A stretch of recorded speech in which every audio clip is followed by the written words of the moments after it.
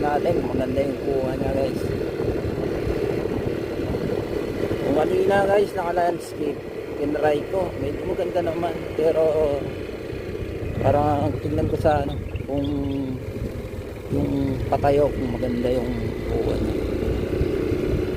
Medyo magbigat nga talaga siya guys, kasi cellphone, medyo magbigat-bigat na diba? Dito guys, napakagandang view.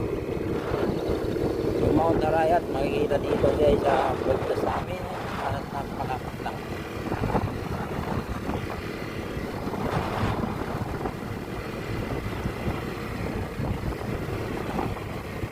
Ayun guys, pero nagpapalipad ng mga ibon dito.